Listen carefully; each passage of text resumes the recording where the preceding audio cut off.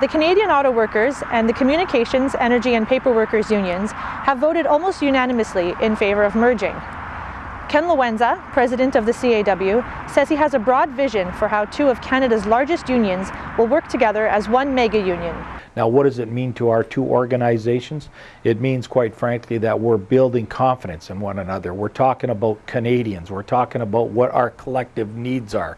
We're talking about expanding our ability to make people understand the importance of the labor movement, the importance of collective bargaining, the importance of good wages, good benefits, good conditions. I think what the labor movement stands for, quite frankly, is what most Canadians stand for, except those on the outside of the labor movement really don't understand it until they're in the house of the labor movement. So this is about building on our strengths as a labor movement, our collective ability to come together as an institution. It's about raising hope and raising expectations. Members of the CAW voted in August at the union's convention in Toronto, and the CEP did the same in October in Quebec City. Lewenza says the strong support of both unions' members has paved the way for the real work to begin, and he hopes the formation of the new union will be complete by the middle of 2013. The last year has been incredible. I mean, the reality is the CAW had a convention and got 100% unanimous support in terms of the direction that we were taking relative to the relationship with CEP. CEP had the same convention and got almost unanimous support. So that now gives us the confidence to really start the tough discussions. So there's still a lot of work to get done. In these meetings, they will ask the big questions. Will the new headquarters be here in Toronto or in Ottawa? What will the new name be? And who will be the new president? We'll talk about who will lead this wonderful organization, but who will lead it will have to ultimately get the support of the combined membership of CEP and CAW. So those discussions will take place in the next couple months. The new name and logo are currently being kept under wraps, but Lewenza says they will be symbolic of what the union will represent.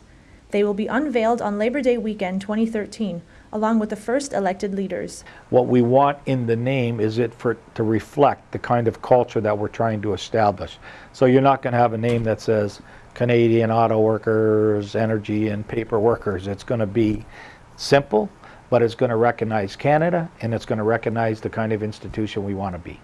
Dave Coles, national president of the CEP, says the mega union will have a positive impact on Canada's manufacturing industry. He says a large part of their combined focus will be representing unemployed Canadians and those in precarious positions. Well, right now, they have no voice. There's no organized voice for them.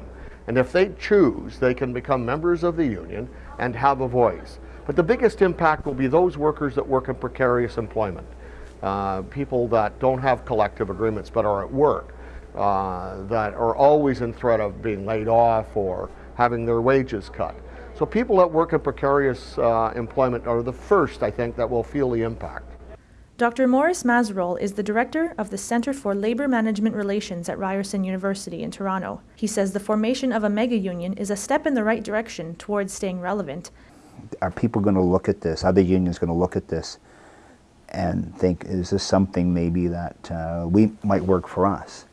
And I think that's valid. I think this is a new, they're calling it new and unique, and some elements of it are, and I think what happens in the next year will be critical. And it's going to take a long time before they get to their full potential, obviously. I think you're going to see other unions take a look at this and see if they can maybe benefit. So you have to look at the future. You have to look 5, 10 years down the road and say, gee, how can we grow? We can't, we're not going to be around in 10 years if we don't do something. And so this is one way. Merging, of course, pooling resources helps. But, and this idea of opening up, potentially opening up to the non-traditional sectors is probably the way to go.